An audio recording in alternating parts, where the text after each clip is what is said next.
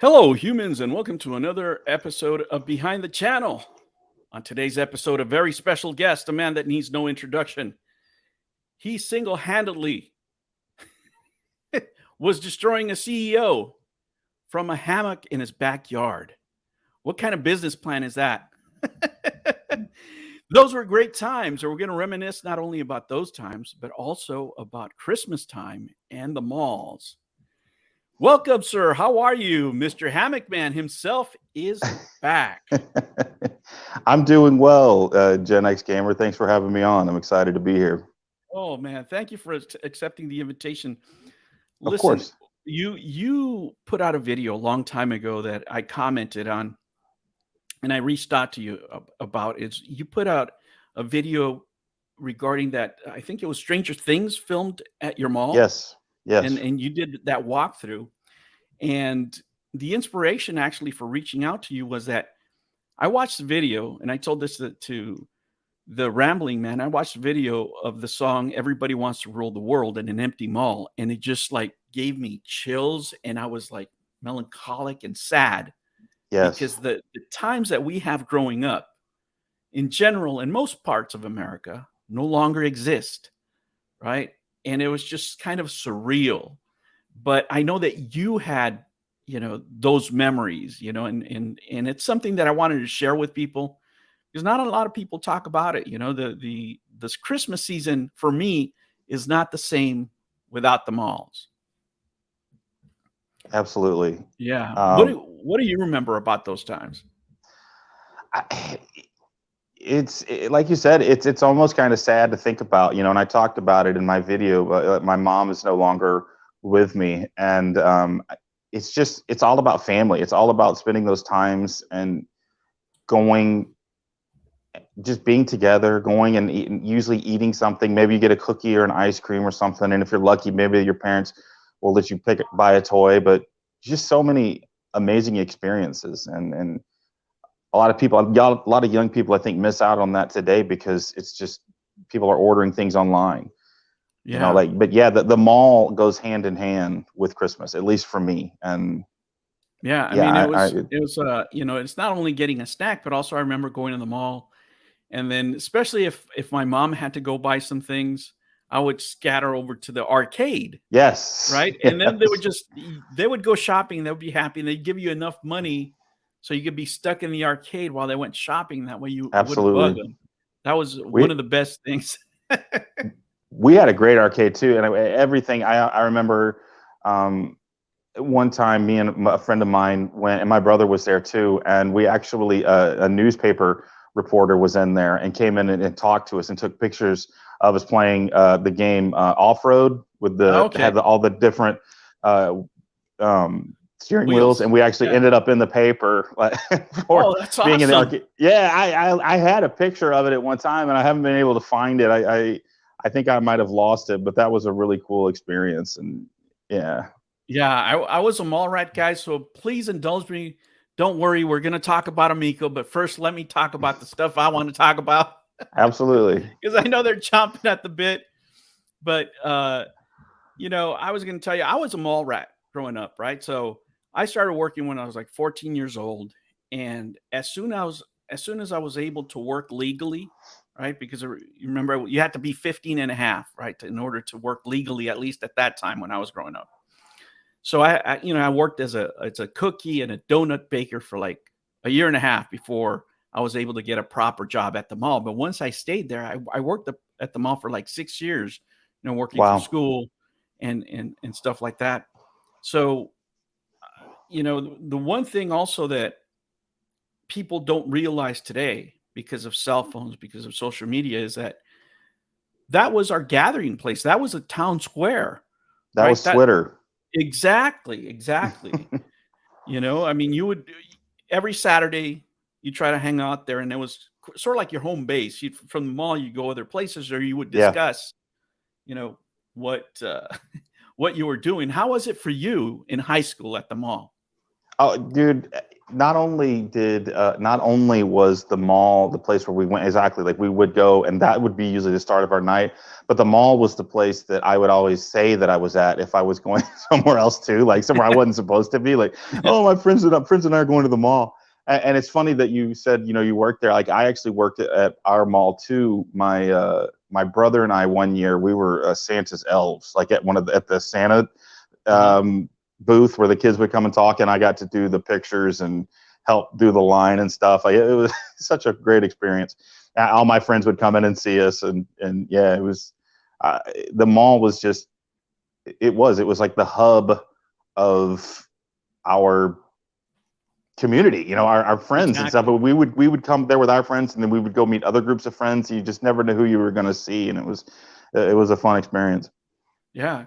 And one of the things that I remember about the malls, and this was common throughout, those time periods, you always had those anchor stores, right? You Yeah. had Sears, you had Mervyn's, you had, Macy's, you had sometimes Montgomery Ward's. Hmm. My favorite was always Nordstrom. It was always full of shit that I could not afford, right? Right. Right. We would just go window shopping at Nordstrom's most of the time. Once in a while, we'd get a tie or something like that, but that Sure. was a store. But usually probably the stores that we spent the most amount of time in was like J.C. Penney's and Montgomery Ward's. Hmm. Well, what were the stores where your family was doing most of their shopping? There were four anchors at our mall. There was it was a J.C. Penney, a Macy's, a Sears, and a place. It was called, first it was Davidson's, and then it turned into Rich's, a Oh, Rich's. And I was thinking about it. I was trying to remember because we would go to the ones. I would always try to steer my parents to the ones that would have like a video game kiosk or set up, and I'm pretty sure I was trying to remember. I think it was the Macy's that had a whole room that was filled with just all the different video games, all the electronics and stuff, and they had a TV set up with Nintendo hooked up to it, oh yeah, and yeah. nobody was hardly ever in there. Nobody was, for some reason, people, I don't know if they really knew about it, but nobody was ever in there. Me and my brother would just go in there and basically spend most of the time just in there playing, or at least as much as my parents would let us. And so yeah. And I remember the Sears too. The Sears was always fun to go to, because they had the electronics and stuff too, but I don't remember them having an actual video game system set up. But I'm pretty Yeah. sure it was the Macy's that we steered to the most, that we tried to go to. They also had sometimes usually like specialty stores. I don't know what you guys had over there, but over here, well, in Los Angeles, when I lived in Los Angeles, there was a store called the Sharper Image, Yeah, and we they had had one. and they always had like the latest tech and what Yes, have you. And I remember buying my first Game Boy, right.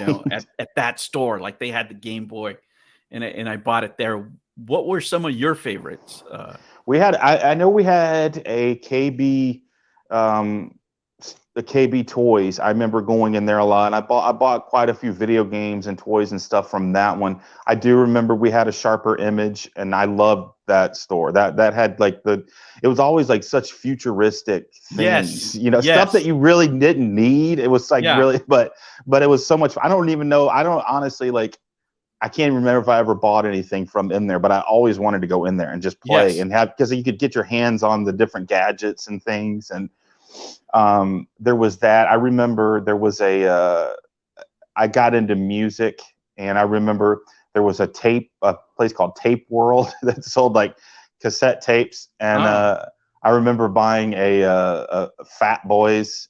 I don't know if you remember the yeah, Fat yeah. The Boys. Fat Boy. I bought one. That was the first cassette tape I ever bought. Like, I remembered going in that.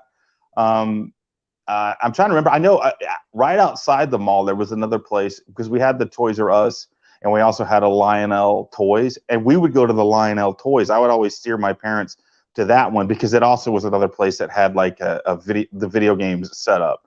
And I remember buying a lot of video games from that Lionel Toys. Like, I always considered that part of the mall, because it was like literally right beside it. So Uh-huh. if we were lucky, we could get them to go to the Lionel Toys first, or either after the mall. So That, yeah, there's so many good stores that you could go to when you're between the times your parents were dragging you in to go buy clothes and stuff. Like So Yeah, and now that you're saying, especially, I would go to the mall for video games, even in my days off, which was like stupid, right? But that's where yeah. everybody was at.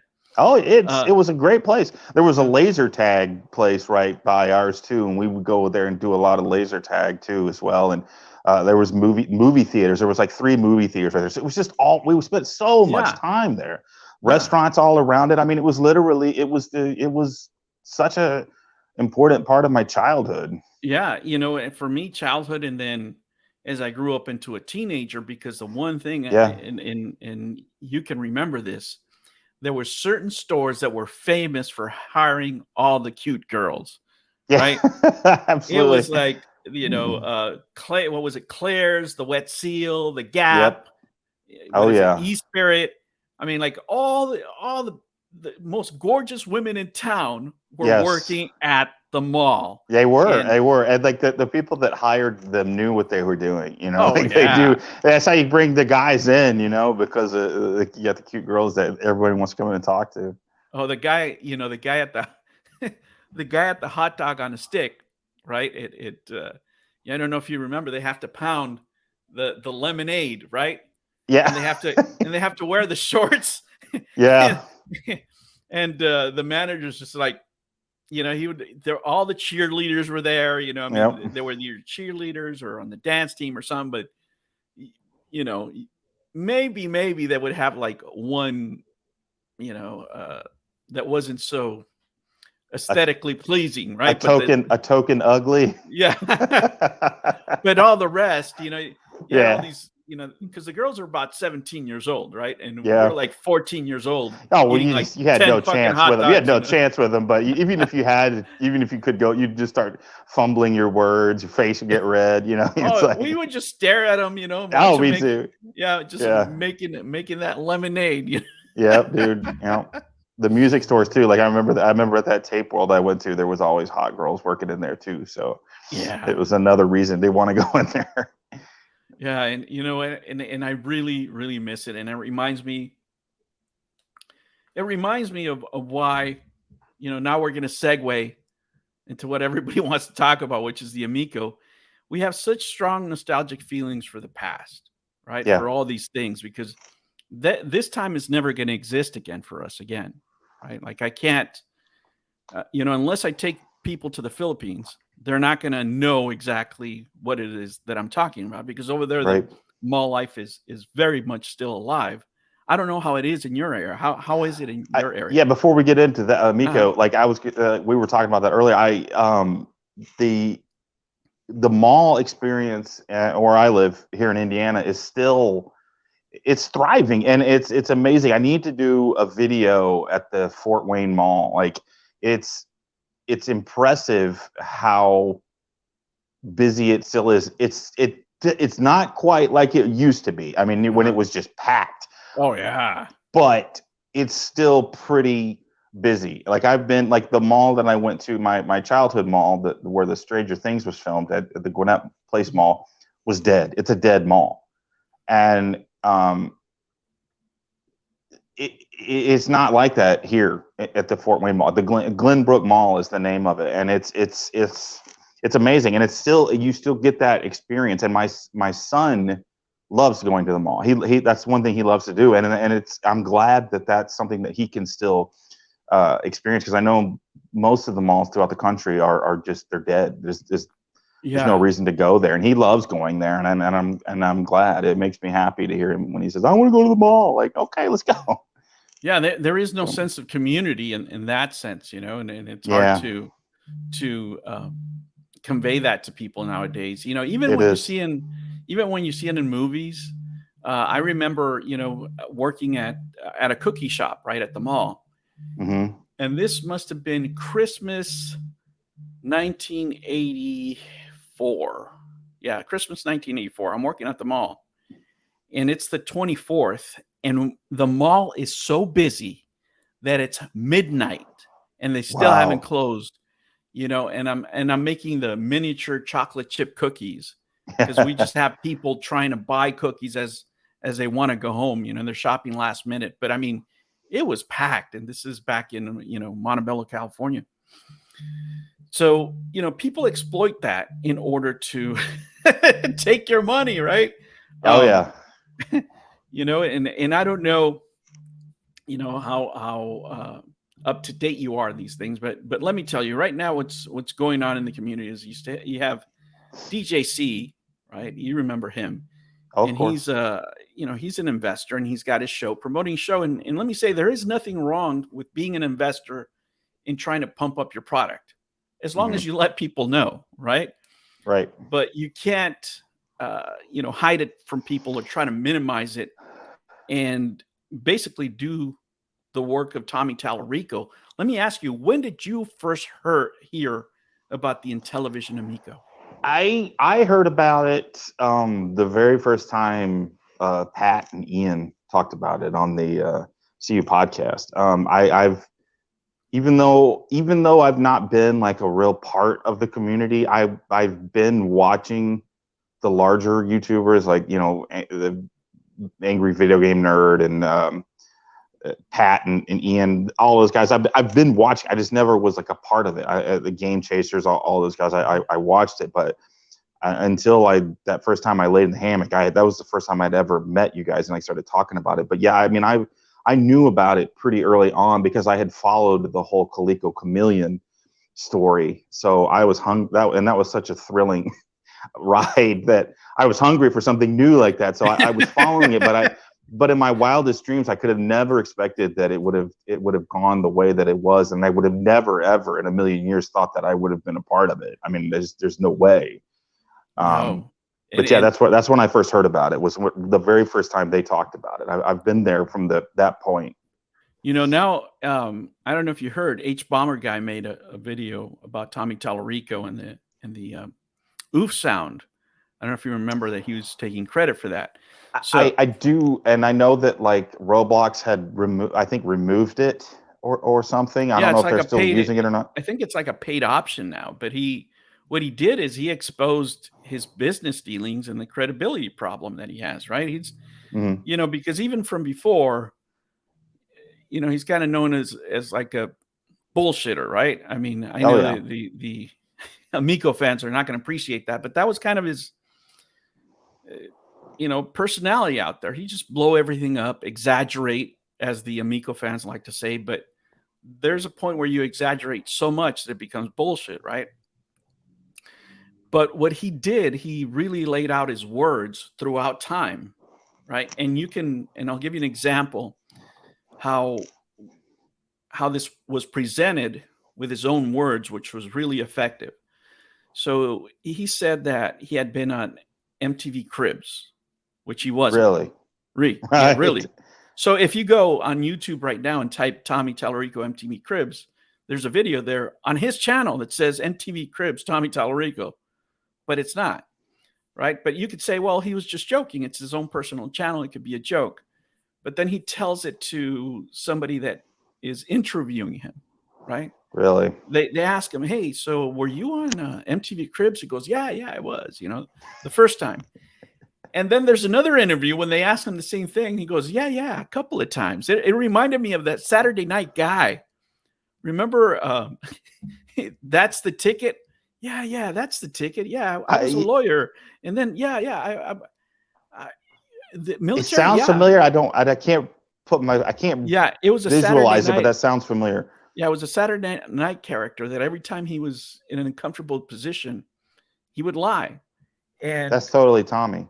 And yeah, that's honestly, that was always my fascination with the Amico. It wasn't so much the Amico itself. It was Tommy Tallarico. And when he exited the scene, that's when kind of my interest sort of waned a little bit because he was the part for me that was so fascinating. Like, how is this man running a company? Like, it's so obvious the things that he's saying is such BS, like that was, and I mean, the stuff is interesting. I mean, it is, the other characters that were involved, and that's kind of how I've looked at this whole thing. Is that it's almost like a cartoon with all the characters oh yeah. I mean, around back it. in the There's day, so many people. Yeah. I couldn't wait, every week because I mean, now that video has like more than 2 million views. I mean, Oh, does that's it really? yes. Yes. Wow. So now you're having My new son people. knows who. My son knew who Tommy Tallarico was because of the oof sound. Because he had heard about that because through Roblox, how they were pulling it out of Roblox. Yeah. So he knew about him because I talked about him, but it didn't click until like he had heard about that. He's like, I know who that is. My dad has talked about him in the hammock. Yeah. Yeah. And that really is the market that they're not going to find. Like I just played Roblox with my grandson this past Mhm. weekend, right? Mhm. And we were playing it on the computer. He was on the computer on my laptop, and I was playing on my cell phone. That's how we were playing. Yeah. So that, casual with kids, you can still play. But like you said, it was him. He was the dynamo. I mean, we really do miss him as far as content. And then it was all the people Yeah. around it. And it's hard to convey to people what it was 2 years ago, right? Because this is Yeah. really when it was going on 2 years ago, that are just hearing it for the first time now. Like some of the arcade one up community has come over, crossed over a little bit and started listening to some of this stuff because they're complaining about shilling going on in their community. But Mhm. what I tell them is at least you have a product to bitch about, right? Exactly. There is no Amico, No, you that's the know? whole thing. It didn't. I mean, but I know that I have heard that some of them have been sent out, like the test units or the demo units or whatever. Like that, some of them have gotten their hands on it, right? Like they've Yes. actually, Yeah. So I right? had, Gatoroo's on my channel, and he really does, That dude is awesome. yeah, I've he I've is. talked with him too. I've had a chance to talk with him. I really like him. And he did a really good breakdown on, Yeah. the financial status of the company and what they need, and what I'm telling him now, just so you know, I'm telling him this: with the prices of houses right now, say they need about $2 million to release the founders, right? Hmm. So if all the Amico supporters out there, all these guys that are making YouTube videos if you get the Amico Forever panel together, Yeah. you get all of them, and again, this is not financial advice. You get all of them Of course not. to go mortgage their house, right? Get a Yeah. get a get a second on the house, right? And then you go to the Intellivision website and click on the invest tab and tell them that you're willing to give them this money. And then if that's not enough, right? If they can't raise enough, then you can have Mr. John Alvarado, who's been working there for 4 years now at 150 grand a year. You can get Phil Adams, and if they really believe in the work, they'll put up their homes too, right? Because this is a 10x return, right? And you get all these people, and they can give me my sweet, sweet wood grain. Yes. Let's see how committed you are to this premise of of the That's something, Amico. that I've talked about it before. My mom started a business, and you know we did that. We mortgaged the house, like we in order to get the business going. Like we believed in my mom so much. My dad, he had took out a second job. Started a second job, like to try to get them through the times when they were beginning, because it's tough starting a business in the beginning. Like you Yes. can't. I don't remember my mom really even drawing a salary in the beginning. It was whatever money was made was funneled back into it, and it's like her business partner, he also had, I believe, was working two jobs too. Like everything. I remember going there and working there in the weekends, like for free as a child. Yeah. Like my mom would give me a wash rag and a bucket of soap and say, go scrub the baseboards, like just whatever like I could do. And I remember doing that. We all committed to it, and it worked out and became a great company. But that was the thing that always was with me. Like, man, all these people are drawing all these salaries and everything. And it's like, what do you really believe in the company? Like, if you do, I mean, I No. understand you got to pay your people, but the ones at the top, it's like, just, But I mean, do there's you really need salaries. $100,000 a year? I mean, I know the cost of living is more in California, but I would imagine you could probably get by with like 75, Oh, I mean, 80,000, some of these jobs were a joke. You had an Yeah. event coordinator, right? And then you had the event, Who if needs that? right? What And then events? all the offices and like the custom painting job, it was more like we needed to look the part, like they Yeah. wanted to like they wanted all of the glory and everything before they had actually earned it. And you have to get to the point where you have to put the time in, the blood, sweat, and the tears, and then you earn it. You don't just start with it. Well, what made it easy for them is it wasn't their money, Exactly. right? It was somebody else's money. It's the investors' Exactly. money. Yeah. And, one of the points that I try to make all the time is we can, make lol cows out of the Amico Forever show, right? But the fact is that show got monetized. Those people are getting views on the back of investors, just like Tommy Tallarico made money on the back of investors. These Right. guys paid themselves first, right? Because they made loans to the company. It's not like they bought stock. They said, no, we're going to lend you this money and you got to pay the money back to me at 10% when the rates were like 2. Yeah. So, it's just rinse and repeat. And you had jobs like that, and that's one that I try to point out as much as I can, because you had a marketing guy making like 152, 156K. That's insane. Right? That's the marketing guy. And then you had an event planner that, by Tommy Tallarico's words, they're making at least 6 figures, right? So that's what they did, the Crayola thing, they did, these things were like tiny little nothings. So check this out. You have at least $252,000 worth of salaries with events that were planned by fans, that were planned by the codes. Yes, exactly. So Retro Bro did a lot of that. Yeah, and then Saggy was trying to do the other one. I can't remember the boss one, but I mean, that's the scam part of it. That's the part where it's almost like a scam. Like, what were you doing to earn this money? Or you just, well, they didn't make games, that's for sure. No. No. And now I'm doing to bring people up to speed, because there's a lot of new viewers now that, because of this video, they're looking for Amico content, right? They want to find out what this thing is all about. And if all you're watching is the latest content, you're really they're not going to get the true picture of what we were going through back in the day. Right. And I came into it later than you guys. You guys were even already a big part of it. I mean, I started it in about a year and a half ago. Like you guys were in the trenches even long before I was. Yeah. And but there's something really that I missed about those days. I mean, you don't know the good old days until they're over, right? Is that the same? Yes. But we would make a video, right? Tommy would put out something, or Intellivision would put out something, or a fan would put out something. And then, I and other, detractors would make a response video. And then, and then, the supporters would need to make a response video to that, and yeah. And, during COVID, I have to say, it was a blessing. It really was. Yeah. Yes. I don't know how COVID was for you, but I mean, that really took me. I was upset for a while there, dude. I was obsessed. I was like, everything I was watching was Amico related. I was watching every possible video I could, like even on my lunch break.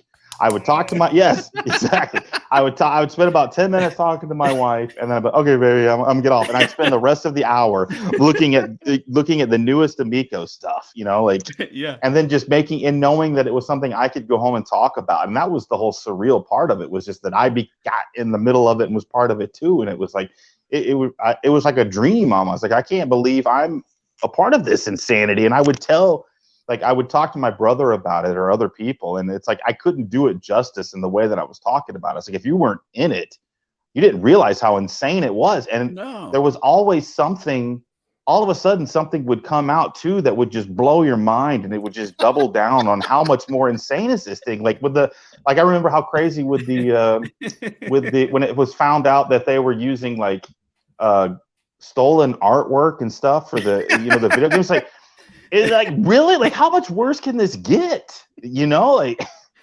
oh, the best. It was a good time. It wasn't only the craziness of the shit that would happen, right? Like, you would say, okay, if I'm presenting a video, if I was Tommy Tallarico, right, and I'm going to present my video, what's the worst thing that could possibly fucking happen, right? Yeah. Well, having stolen assets and the Yeah. fucking video would be pretty bad, right?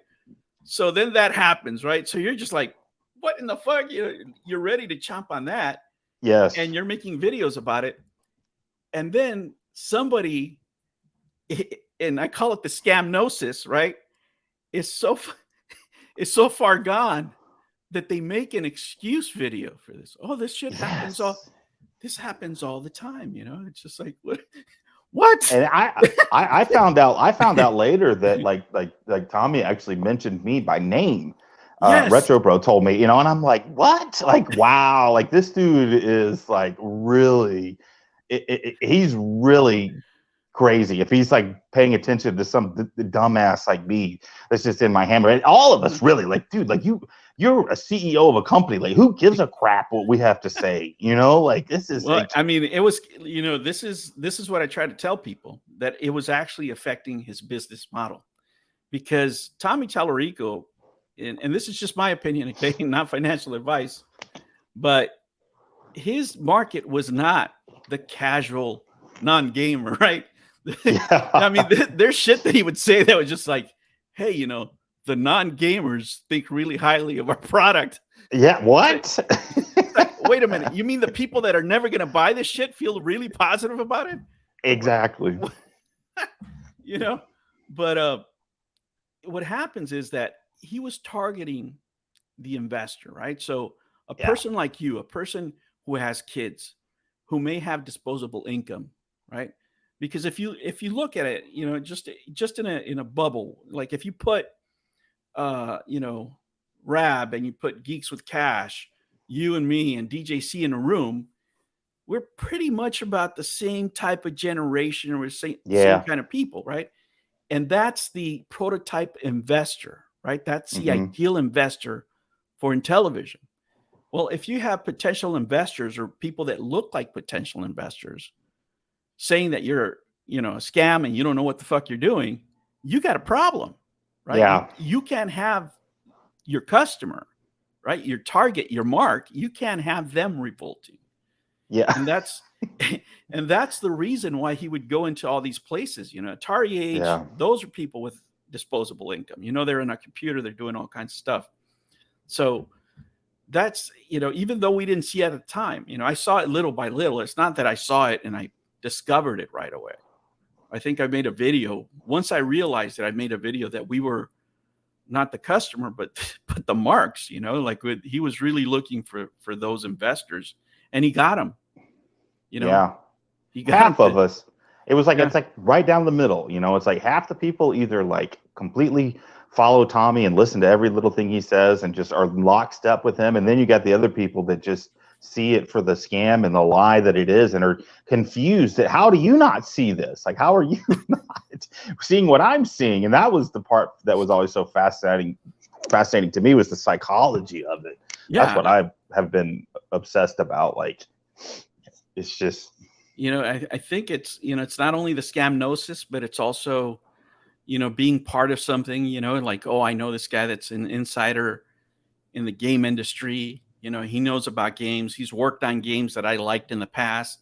Yeah, but he also tried to bring in $100,000 without declaring them in the airport. That's the same guy, right? Yes. That's the same guy also. So, that's the kind of guy maybe I want to hang out, have a drink, and tell stories with, but not the guy that I'm going to give money to invest.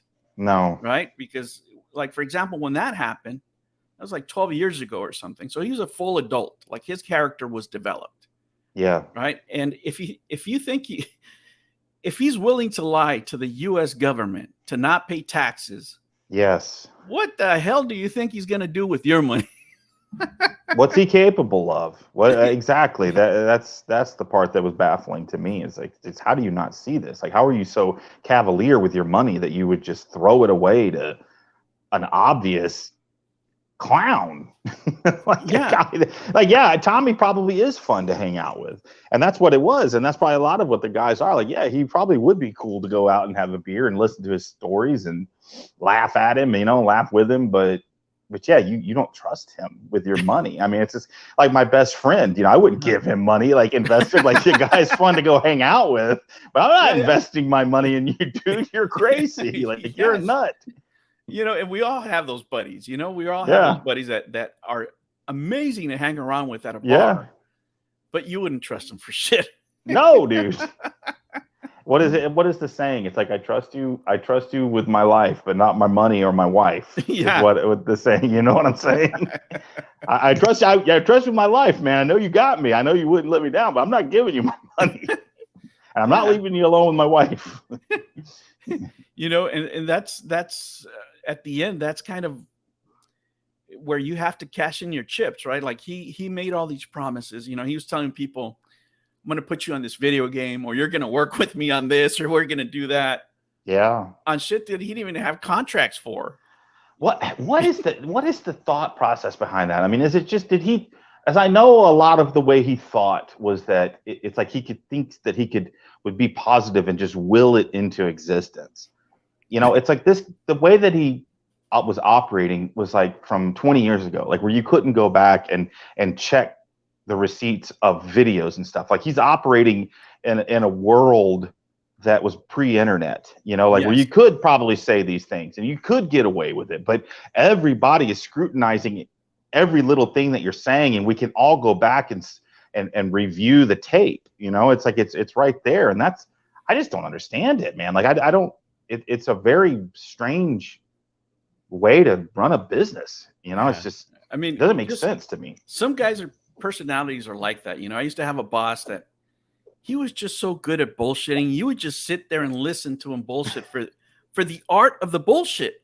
Yeah, you know what I'm saying? exactly. Like you would have conversations with him, you know, whatever it was, you know, and you'd be telling him, hey, you know, you said so and so, yada yada yada, and you go, did I say it like that? Are you sure? Yeah. So then you're like, oh fuck, did he say it? Maybe I misunderstood. I don't know, but he was always bullshitting. You know, 100% of the time, great guy, right? Could sell anything, right? Yeah. But at the end of the day, customers would walk in and go, oh, you know, this guy sold me this and he said that, you know, and some days I would like to say like, and you fucking believed him? Yeah. You know, he's gonna give me free this and free that, and I'm like, holy shit, you know, this guy just got the sale, got the commission, and now what the hell do I do? You know? Yeah, that's crazy. That's Tommy. That's exactly Tommy. It's like whatever it takes to sell the Amico, no matter what you have to say, no matter how big the lie. It's like just sell it. And now, you know, he stepped back. His father passed, but the time for bereavement is over, right? And then he finally reappears. I don't know if you know this. I don't. That's the thing. Okay. I'm curious. Like, what's happening? So, you know, these guys are in contact with Tommy Tallarico. You know, they're his friends and this and that. I knew he couldn't stay silent for long. Well, he actually hasn't said anything. He just appeared in a playing backgammon with his friends. You know, some tournament. Somebody said it on Reddit that we saw him playing backgammon. And that was really fucking weird, like backgammon. Like what? Yeah. I mean, it is an old game. We used to play it back in the day, whatever. Right. But yeah, he's out there, you know, like with a bunch of people fraternizing and having drinks. His actual friends, right? Mm-hmm. His real friends. His real. Not the YouTube. So, not the people he's using. Yeah.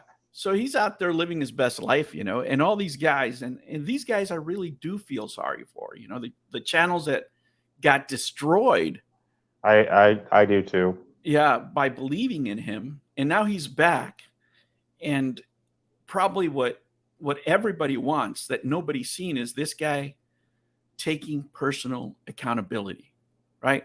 I mean, not for me, not for at least to the investors, you know. Yes. The investors and the people that you shredded their YouTube channels. He left a trail of destruction. And then he's just shown back up. He's playing backgammon, not even talking about the Amico or anything or nothing. He just played backgammon. But he's probably also been told not to talk about it, I would guess. I mean, I imagine like. Yeah, I mean, legally, there's certain things you can't say, but you can say certain things. Like you can prepare a statement, for example.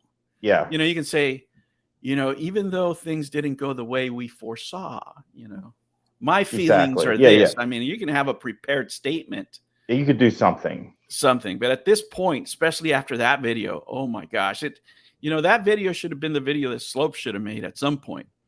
he really missed the boat on that one. But Yeah, because he kind of got in, like he went pretty soft on Tommy. I know when he had him on there, and it's like he kind of missed because he bought into the Amico too, sort of at the beginning, right? Like he was he wasn't. Am I remembering it wrong? But that's kind of what yeah, I. I mean, it was a softer interview, but at that point, I mean, he already had kind of a reputation, but like we didn't know, like nobody went into the weeds like this H bomber guy, right?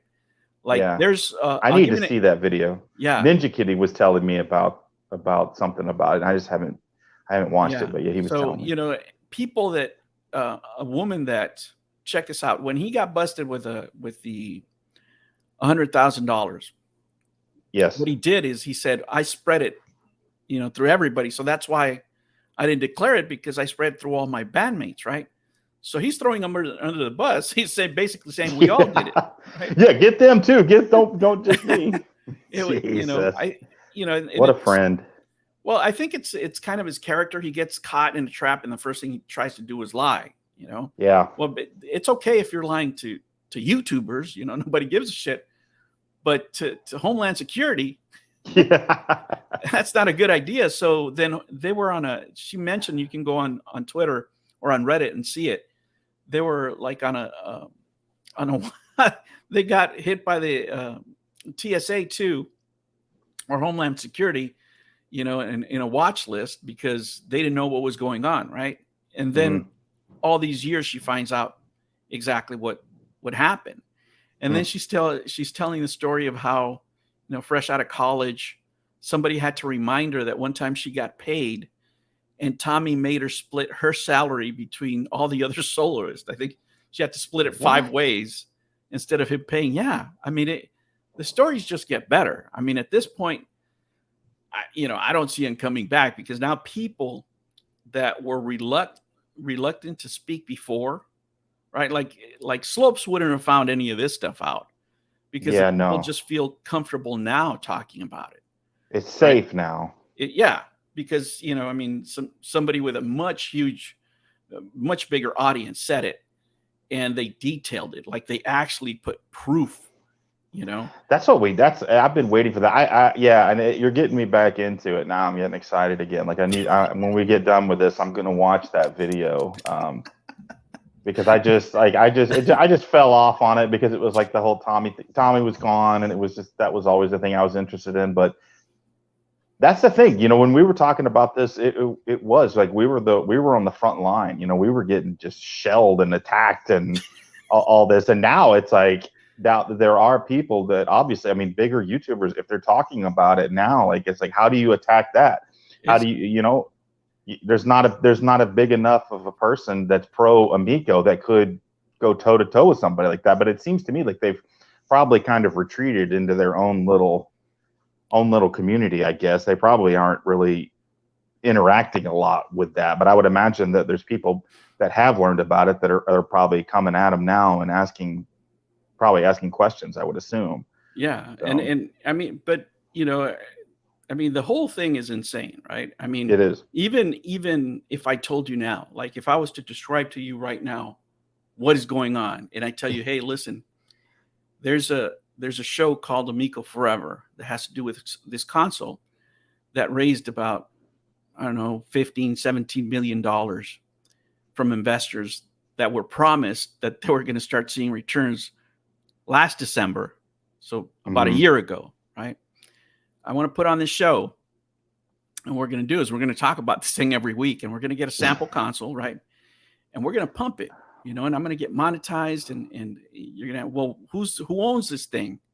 Well, Tommy Tallarico owns, well, he's the director. He owns part of it. He owns like 23%. And you ask me, well, what kind of character this is? And I start describing you Tommy Tallarico, right? But I say, hey, don't worry, because he's no longer the CEO. There's somebody else.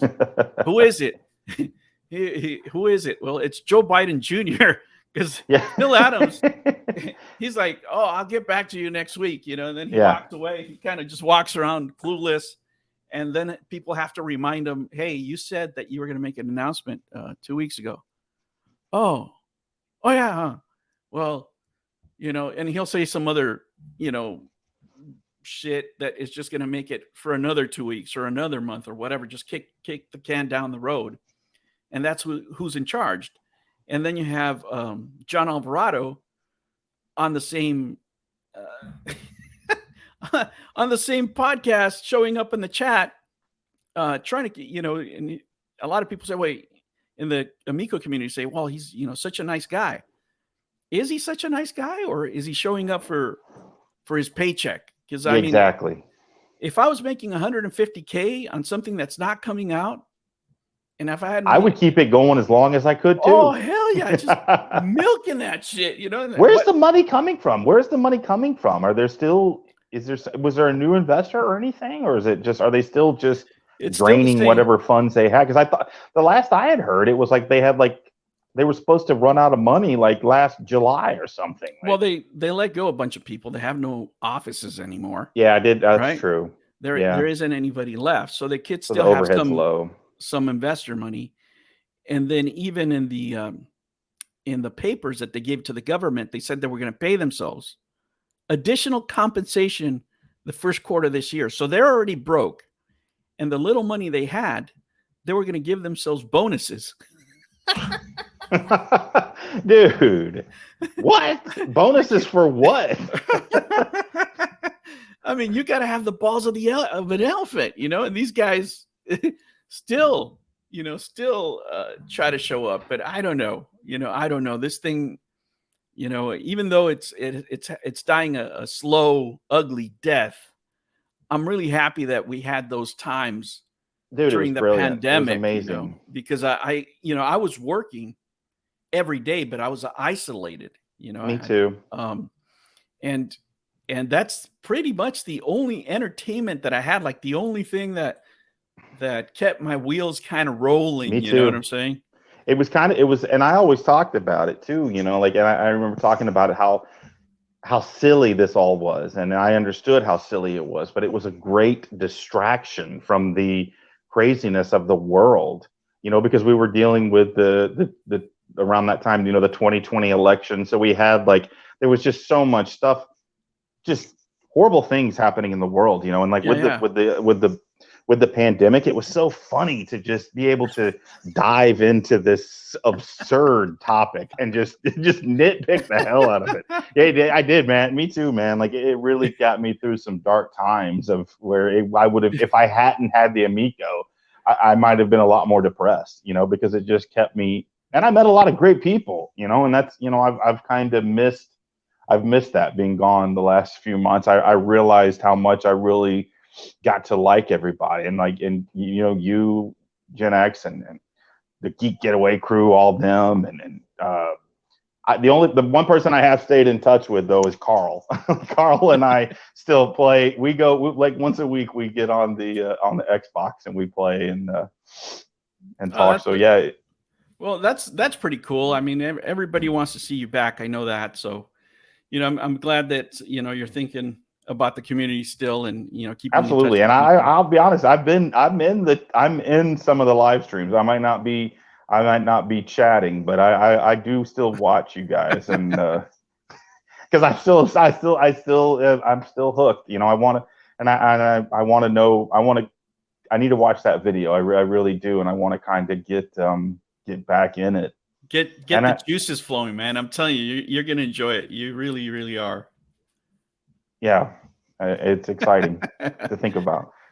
All right. Well, I want to thank you for accepting my invitation. It's been a long time since we talked, and I want to wish you a Merry Christmas, Happy Holidays, and a Happy New Year. Thank you so much. Thank you so much for stopping by. Anytime, Gen X. Thanks for having me. All right. Take care. All right.